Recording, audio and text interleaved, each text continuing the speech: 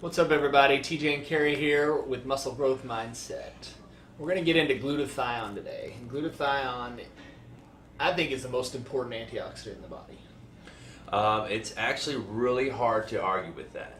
And there's a couple reasons I'm going to point out. So, glutathione is produced and used by every single cell in the human body. And the concentrations of it are equivalent in most cells to things like glucose, potassium, and cholesterol.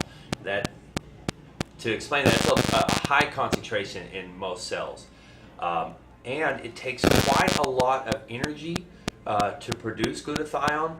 So with every single cell using it and at a high concentration in most cells, obviously the body thinks this is a real important thing. Right, so it's obviously important, so it's antioxidant, right? So biggest thing glutathione does is detoxify and anti-inflammation and fights oxidation. Right. And these are all, we've talked about these things before as far as anti-aging and things like that. So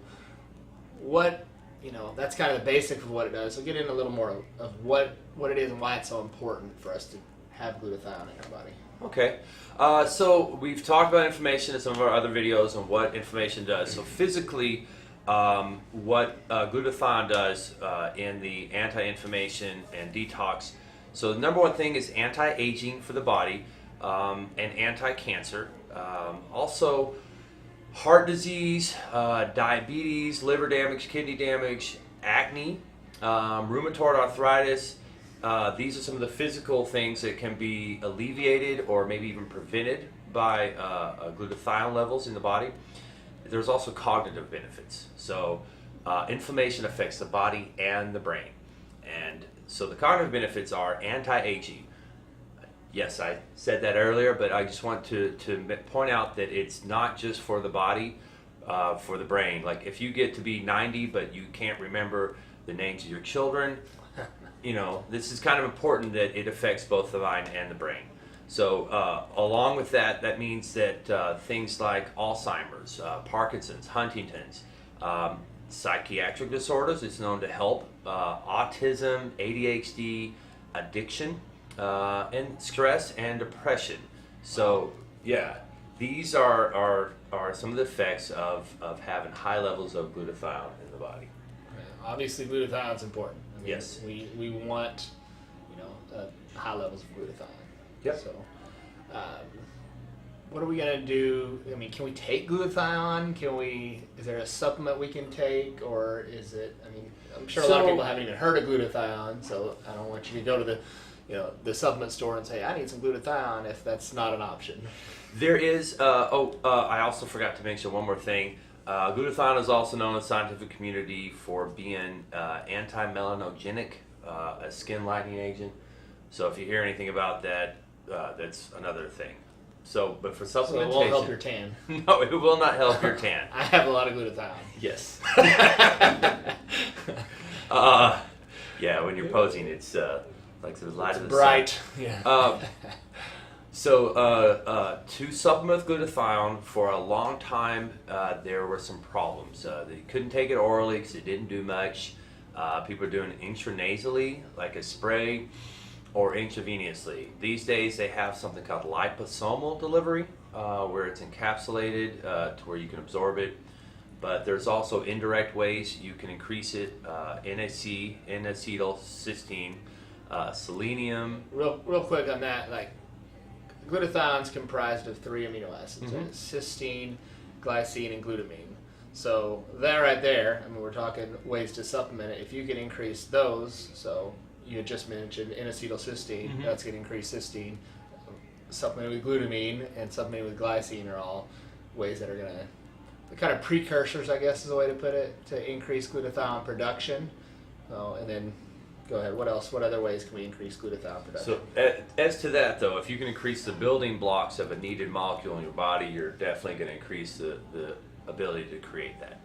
So going back to that, selenium, alpha lipoic acid, glycine, vitamin D, certain foods. Now, when I say certain foods, most of them are like garlic and cruciferous vegetables because they contain sulfur. There is a molecule of sulfur in Glutathione, once again, if you can increase those building blocks, you can increase that. One more thing that's important, meditation can increase glutathione levels. Yeah, you said there's been studies that said 20 minutes of meditation a day can actually increase glutathione levels. Absolutely. Maybe decreasing stress. I don't know why, but we have had videos about the brain and the power of the mind and your mindset and your beliefs. So I can't stress enough how important it is having the right mindset and using your brain. It's a powerful tool. Linking your muscles and your mind together, along with meditation, anything where you can put your brain into work for your body, just remember that. So back to supplementation. Polyphenols are also in foods. They indirectly increase glutathione levels by doing a lot of the same work so that your glutathione doesn't have to work as hard. Right, so one, polyphenols will increase glutathione production, but also they'll do some of the same work so you don't have to use as much of your own glutathione, so you keep more stores of it, basically. Yep. Okay. One last thing, methionine increases glutathione, but methionine is one of those things that's not good or bad. You don't want too much, you don't want too little. You get a lot with protein. Generally, muscle growth mindset people are on a high protein diet. I would not supplement with methionine. Why would you not? What would be a drawback for methionine? It's a lot to go on there. It's just it's a careful balance. Methionine restriction is known to increase lifespan, but you can get too little. You can get too much.